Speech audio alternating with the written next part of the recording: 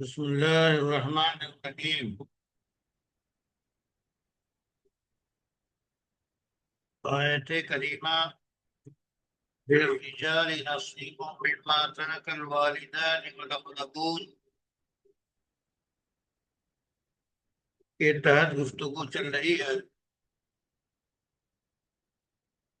اس سلسلے میں ملا جیون علیہ الرحمہ فرماتے ہیں کہ ترکہ اور فرائض کے بارے میں 5 آیتیں ہیں،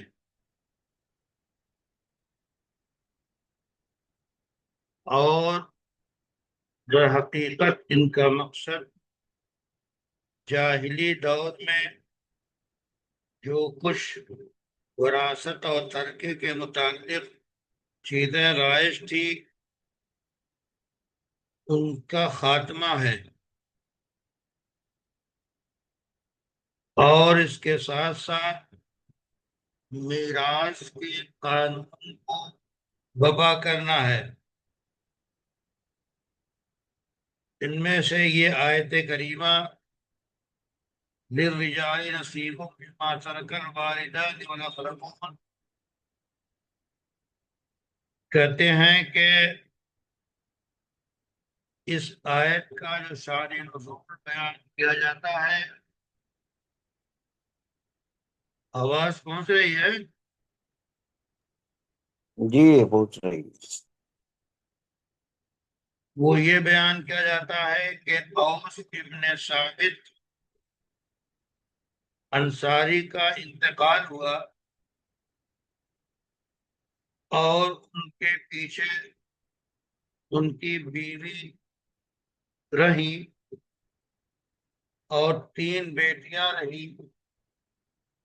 اور ان کے پاس بہت سارا مال تھا۔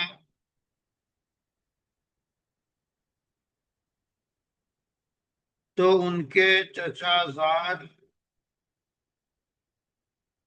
چچا کے دونوں لڑکوں نے، جن کا نام سوید اور فتح تھا یا قتادہ اور الفجا تھا، انہوں نے مرنے والی بیٹیوں کے لیے اور ان کی بیوی کے لیے کچھ بھی نہیں چھوڑا، اور پوری دولت پہ قابض ہو گئے، جیسا کہ جاہلی دور میں رواج تھا کہ اگر کوئی مر جاتا تو اس کے مال میں اس کے مرد وارث جو ہے وہ تصرف کرتے، جو وہ مرد وارث جو کہ مرد ہوتے اور نیزہ باز ہوتے، دشمنوں کے مقابلے میں لڑ سکتے تھے، وہ لے لیتے سارا مال، اور مرنے والے کے وارثوں یعنی بچوں اور عورتوں کے لیے کچھ نہ چھوڑتے۔ جب یہ صورتحال پیش آئی تو اوس کی بیوی ام قحصہ جو ہیں وہ رسول اللہ صلی اللہ علیہ وسلم کے پاس آئیں، اور آپ مسجد میں تشریف فرما تھے۔ انہوں نے ان دونوں چچا کے بیٹوں کی شکایت کی، تو آپ صلی اللہ علیہ وسلم نے فرمایا کہ ٹھیک ہے، ابھی آپ تشریف لے جائیے، میں دیکھتا ہوں کہ اللہ تعالیٰ اس بارے میں کیا فرماتے ہیں۔ تو اس موقع پہ یہ آیت کریمہ نازل ہوئی، اور اس آیت کریمہ میں جو کچھ بیان کیا گیا وہ یہ ہے کہ تم لوگوں نے جو اصول بنا رکھا ہے کہ صرف مرد جو ہے ترکہ کے مستحق ہوں گے، یہ صحیح نہیں ہے، بلکہ صحیح یہ ہے کہ مردوں کو بھی حصہ ملے گا، اور یعنی ان کے والدین نے جو کچھ چھوڑا ہے ان میں سے مردوں کو بھی حصہ ملے گا، اور اسی طرح ان کے رشتہ داروں کو بھی حصہ ملے گا، اور عورتوں کو بھی حصہ ملے گا جو ان کے والدین نے چھوڑا ہے، ان کے رشتہ داروں کو متعین حصہ ملے گا، طے شدہ حصہ ملے گا۔ تو اس حساب سے پھر یہاں جو اعراب بتاتے ہیں کہ یہ مصدر ہے، تاکید ہے، یا حال ہے، یا مفعول ہے، یعنی اس کی ضمیر لوٹ رہی ہے ما ترکہ کی طرف، یا مما قلہ، اور مما قلہ جو ہے یہ بدل ہے مما ترکہ، اور یہاں پہ عامل کو دوبارہ لوٹایا گیا ہے۔ تو خلاصہ یہ نکلا کہ جب یہ آیت کریمہ نازل ہوئی، رسول اللہ صلی اللہ علیہ وسلم نے ان دونوں چچا زاد کے پاس ایک آدمی کو بھیجا اور کہا کہ تم لوگ اوس کے مال میں کوئی تصرف نہ کرو، چونکہ اللہ تعالی نے ان کے لیے بھی حصہ قرار دیا ہے، اور ابھی یہ حصہ متعین نہیں کیا گیا تھا، صرف یہ بتایا گیا کہ عورتوں کو بھی حصہ ملے گا، مردوں کو بھی حصہ ملے گا، والدین نے یا رشتہ داروں نے جو مال چھوڑا ہے اس میں عورتوں کا مردوں دونوں کا حصہ ہے۔ ابھی ایک اجمالی گفتگو کی گئی، اس کے بعد پھر اس کی تفسیر کہ وہ حصے کتنے ہیں، کس طرح تقسیم ہوں گے، اس کو پھر اس آیت کریمہ میں یوصیکم اللہ میں بتایا گیا، جو ان قریب آ رہا ہے۔ اور یہ بتایا کہ بیوی کے لیے یہاں پہ 8واں حصہ ہوگا، اور بیٹیوں کے لیے 2/3 حصہ ہوگا۔ تو جب مرنے والے کے ترکے میں تعیین کر دی گئی تو اللہ کے رسول صلی اللہ علیہ وسلم نے فیصلہ فرمایا اور ان کی بیوی کو 8واں حصہ اور ان کی بیٹیوں کو 2/3 حصہ، اور باقی جو مال بچا وہ چچا زاد کو دیا۔ مفسرین نے اس موقع پہ یہی تفصیلات نقل کی ہیں۔ قاضی بیضاوی کہتے ہیں کہ اس سے یہ بات معلوم ہوتی ہے، اور یہ بات دلیل ہے اس بات ہے کہ کبھی کلام کی تفصیل کو بعد میں بیان کیا جاتا ہے، اور اللہ تعالیٰ کا فرمان نصیب مفروضہ جس میں دلیل ہے کہ اگر وارث اپنے حصے سے اعراض کرے تو وہ حصہ ساقط نہیں ہوتا۔ امام زاہد نے کہا لفظ کی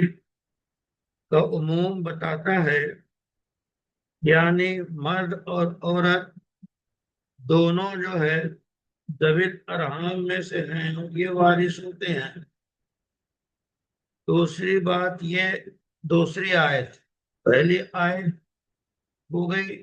اب دوسری آیت ہے اس سے متعلق، اور اس میں بھی بیان کیا گیا ہے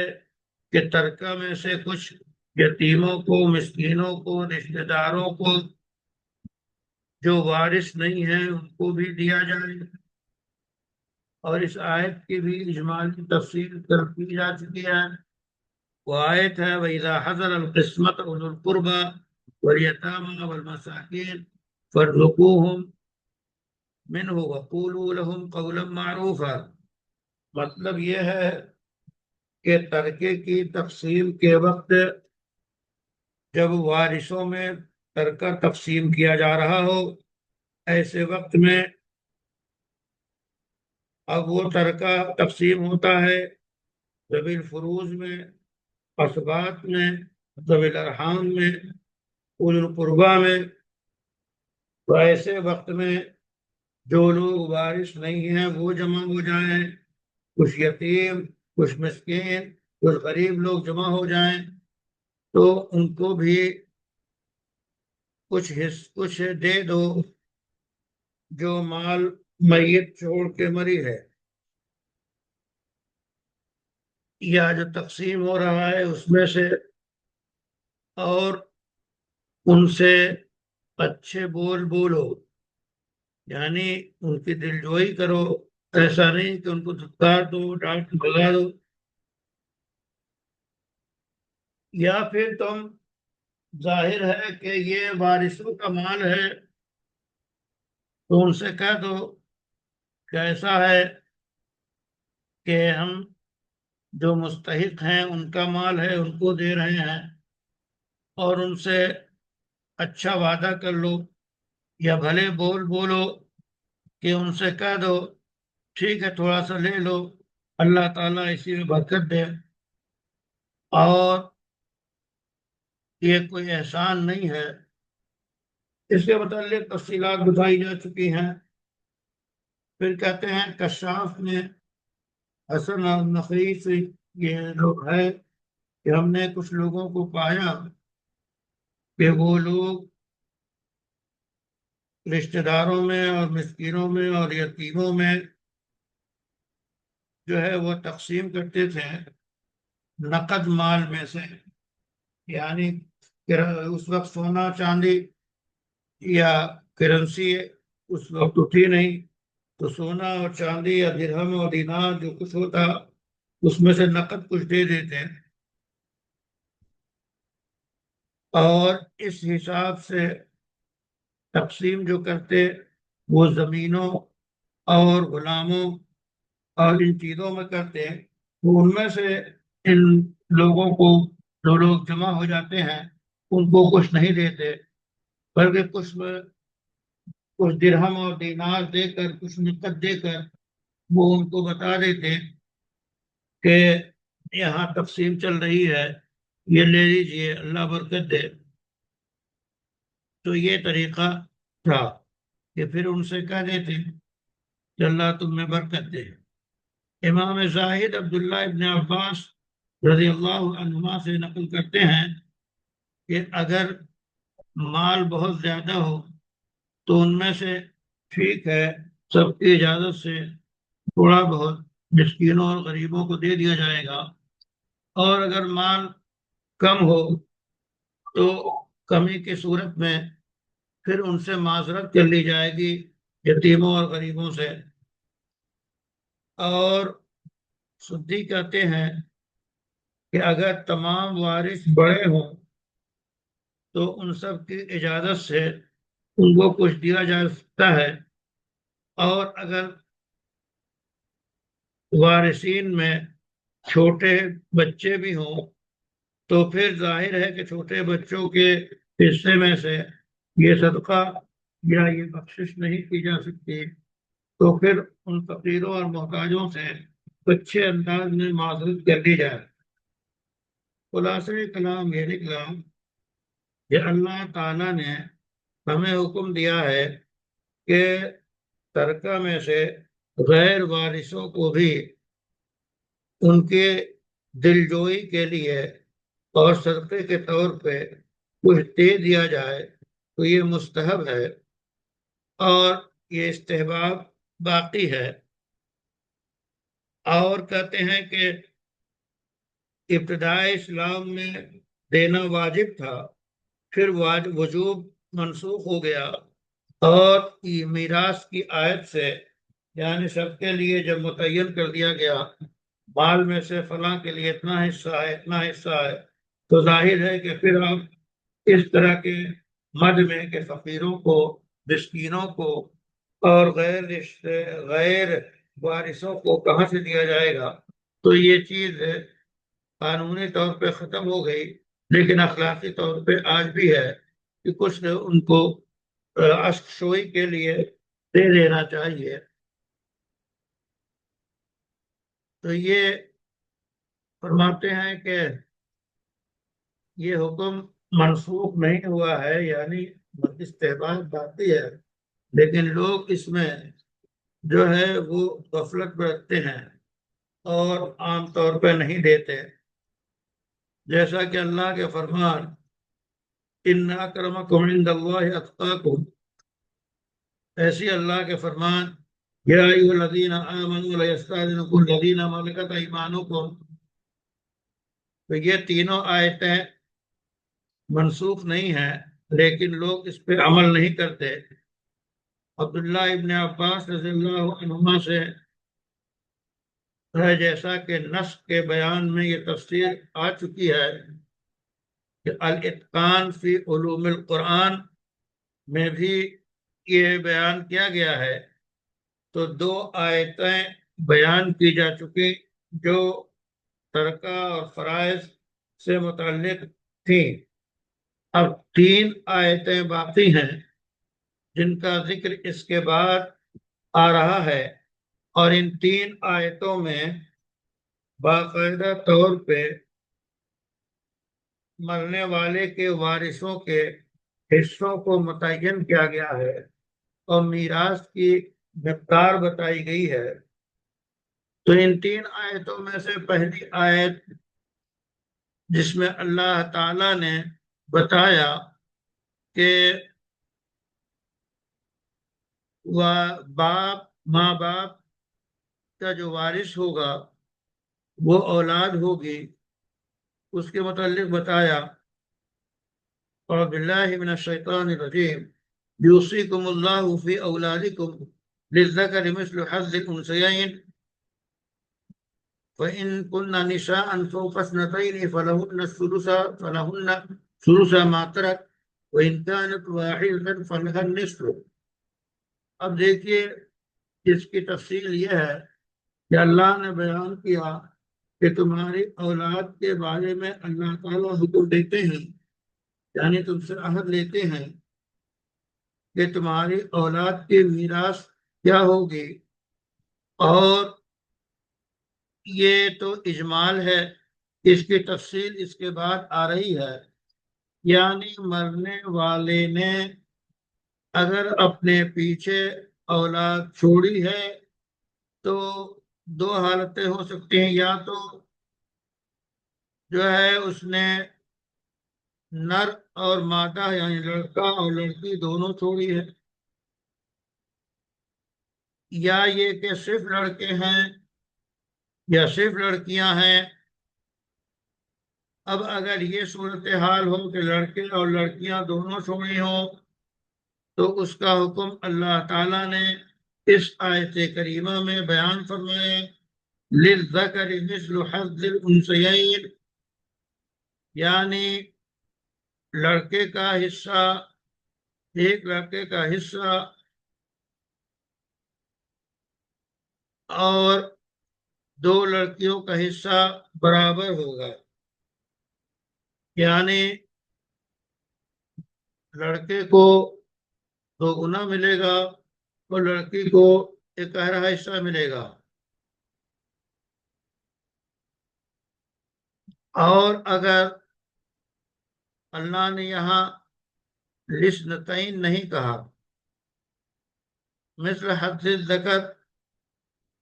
یا اول الانثی، اس کا مطلب یہ ہے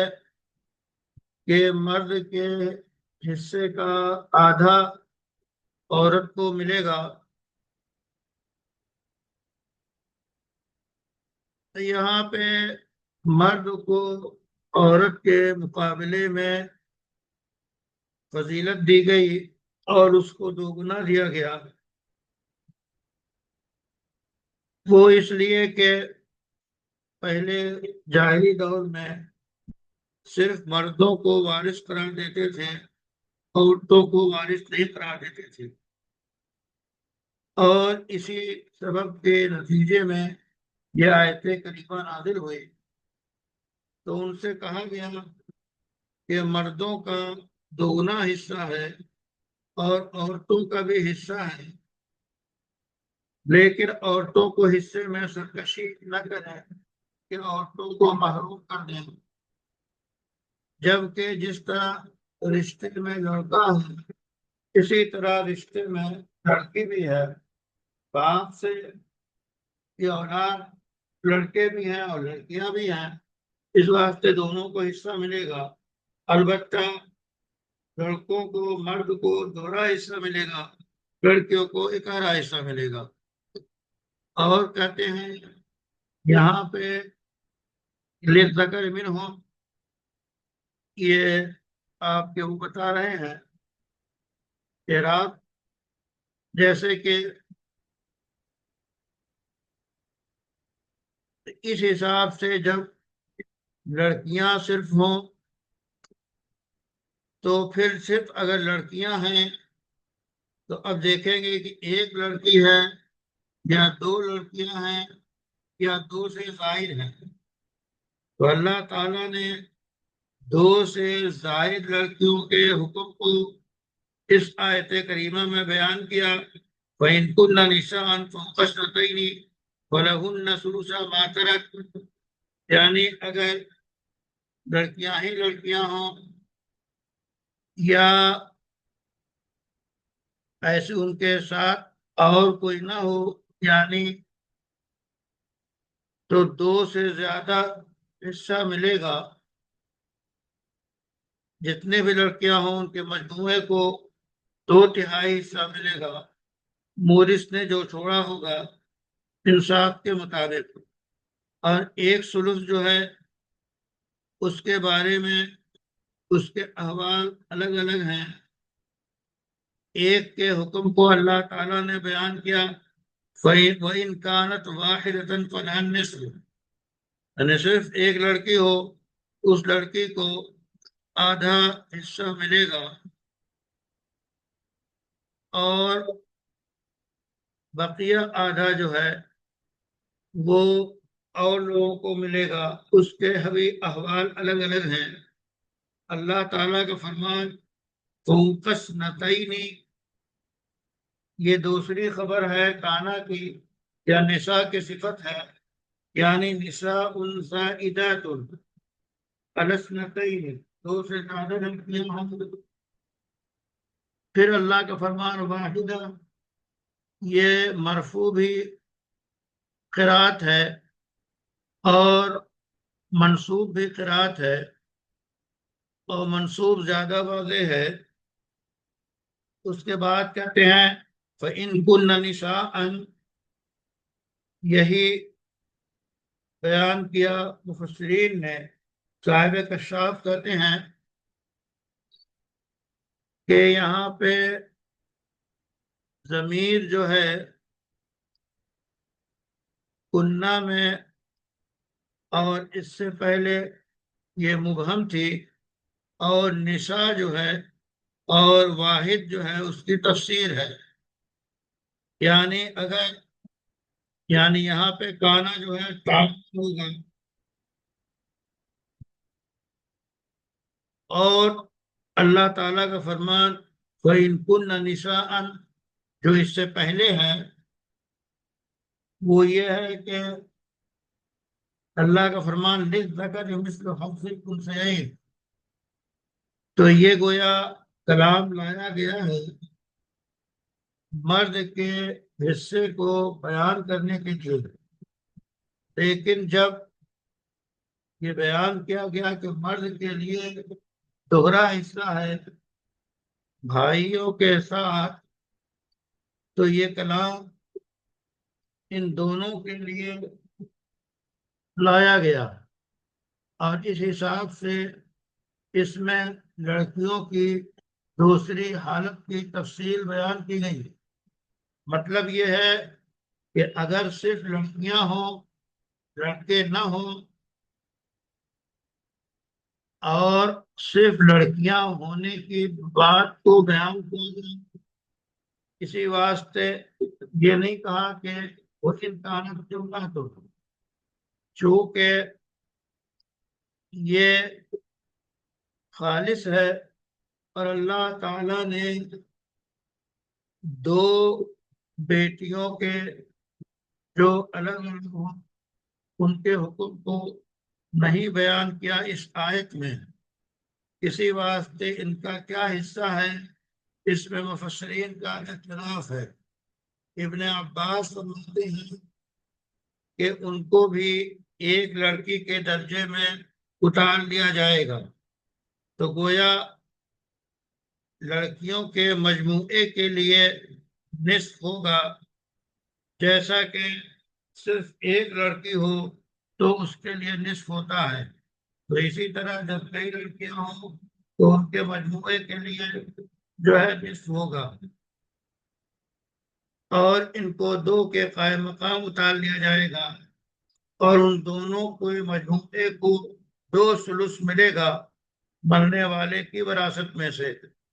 اور اگر مرنے والے نے ایک بیٹا اور 2 بیٹیاں چھوڑی ہیں تو بیٹی کے لیے تو ایسی صورت میں 1/3 جو ہے بیٹی کو ملے گا اور 2/3 جو ہے بیٹے کو ملے گا، اس قاعدے کے مطابق للذکر مثل حظ الانثیین۔ اور اگر صرف ایک بیٹی ہے تو ایسی صورت میں 1 ثلث جو ہے ہوگا 2 ثلث کے لیے، اور اللہ کا فرمان دوسری اس سورے کے اخیر میں اس شخص کے متعلق جس نے 2 بہنیں چھوڑی ہوں، جس نے صرف ایک بہن چھوڑی ہو، اس کے حصے کو بیان کیا گیا ہے، وَإِنِ امْرُؤٌ هَلَكَ لَيْسَ لَهُ وَلَدٌ وَلَهُ أُخْتٌ فَلَهَا نِصْفُ مَا تَرَكَ۔ یہ اس میں حصہ بیان کیا گیا کہ اگر کسی شخص کا انتقال ہو جائے، اس کی اولاد نہیں ہے، اس کے صرف ایک بہن ہے، تو جائیداد میں سے نصف حصہ اس بہن کو ملے گا۔ پھر اللہ تعالیٰ نے اس شخص کا حکم بیان کیا جس نے 2 بہنیں چھوڑی ہوں کہ فَإِنْ كَانَتَا اثْنَتَيْنِ فَلَهُمَا الثُّلُثَانِ مِمَّا تَرَكَ۔ تو اس میں جب 2 بہنیں چھوڑی ہیں تو ان دونوں بہنوں کے لیے 2 ثلث ہوں گے، اور کہتے ہیں بنات جو ہے یہ اختین کے مقابلے میں زیادہ ہے، اور اس لیے وہ ان سے دور ہیں۔ ظاہر ہے بیٹیاں قریب ہیں، بہن دور ہے، اس واسطے کہ یہاں پہ بیٹی کے لیے جب بھائی کے ساتھ بھائی اور بہن دونوں ہوں تو بیٹی کے لیے 1/3 حصہ ہے، تو اس لیے بہتر یہ ہے کہ ایسی صورت میں جب دوسری بہن کے ساتھ بیٹی ہو تو اسی طرح دوسری کے لیے یہ 2 بیٹی کے ساتھ بہن بھی ہو، تو ایسی صورت میں بھائی کے ساتھ اگر ہو تو بھی واجب ہوگا، وَوَجَبَ لَهُمَا الثُّلُثَانِ، تو 2 بہنوں کو 2/3 ملے گا۔ کہتے ہیں کہ یہ ساری تفصیلات تفسیر کی کتابوں میں قانون میں موجود ہیں، اور اگر صرف بیٹا ہو، ایک ہی بیٹا ہو، تو اس کا حکم یہ ہے، اس کا حکم اگرچہ کہتے ہیں کہ یہاں آیت میں مذکور نہیں ہے، لیکن اس میں دلیل موجود ہے کہ سارا مال اس بیٹے کا ہوگا۔ کیوں؟ اس واسطے کہ اگر ایک بیٹی ہو تو ایک بیٹی کو نصف ملتا ہے، اس لیے اگر اصول ہے کہ للذکر مثل حظ الانثیین، یعنی اگر ایک بیٹی چھوڑ کے مرا ہے تو اس کو نصف حصہ ملے گا، یعنی جائیداد کے نصف اس کو ملے گا۔ اس لحاظ سے اگر صرف ایک بیٹا ہے تو اس قاعدے کے حساب سے للذکر مثل حظ الانثیین کے حساب سے سارے دولت اس بیٹے کی ہوگی۔ کہتے ہیں اس کے بعد پھر تفصیلات بیان ہو رہی ہیں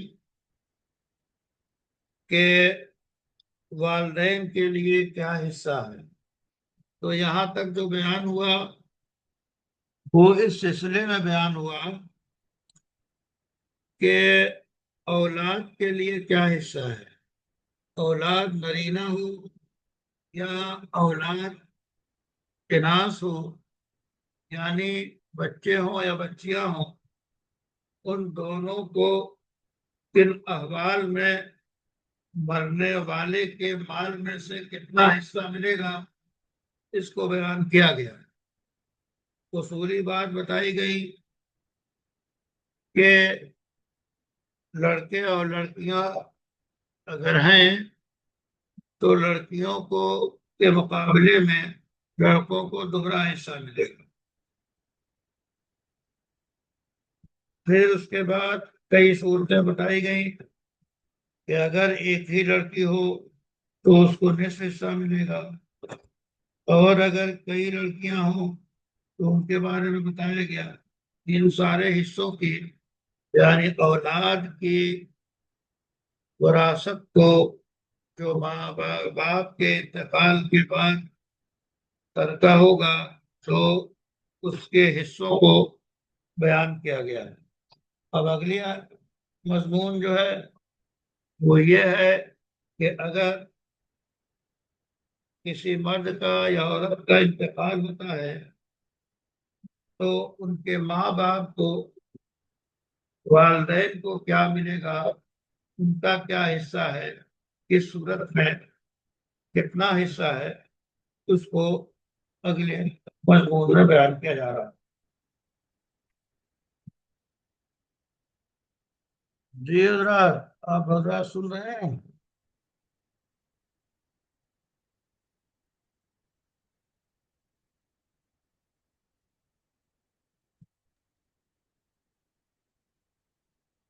عرفان صاحب جی آواز سن رہے آ ہیں، رہی ہے؟ جی سن رہے ہیں۔ اچھا، مولانا عبداللہ قاسمی، مولانا مشتاق صاحب،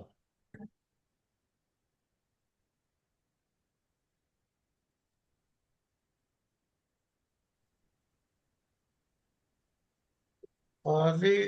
شعیب صاحب، جی السلام علیکم ورحمۃ اللہ۔ وعلیکم السلام۔ جی آپ تشریف لائے ہیں کافی دنوں کے بعد۔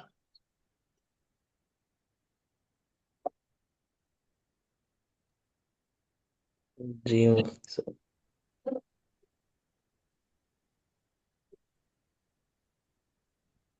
کھانا روز مت کرتے ہیں کیا؟ کئی دنوں کے بعد کھاتے ہیں؟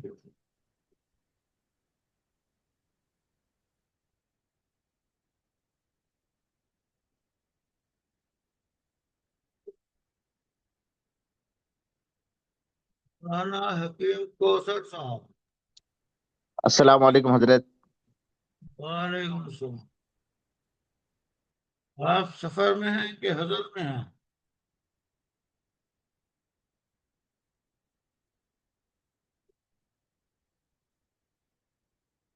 جی حکیم صاحب، سفر میں ہیں کہ حضر میں ہیں؟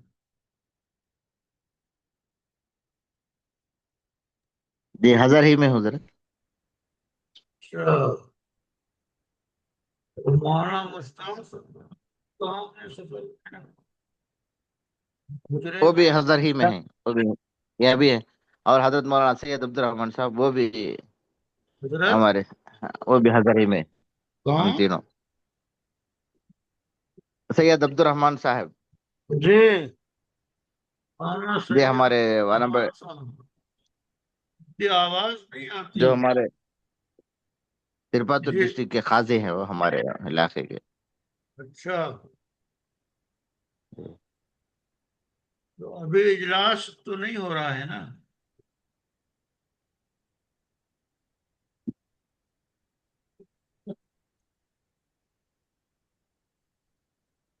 अच्छी बात है। मुश्ताक साहब भी है इधर। कौन साहब? गुंडू मुश्ताक साहब, जी अच्छा वो भी हजर ही पर है। अच्छा। किताब सबके सामने खुली हुई है।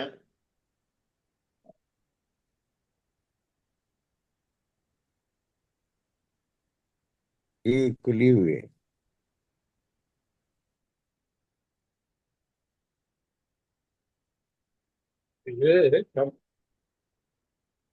ये कम है।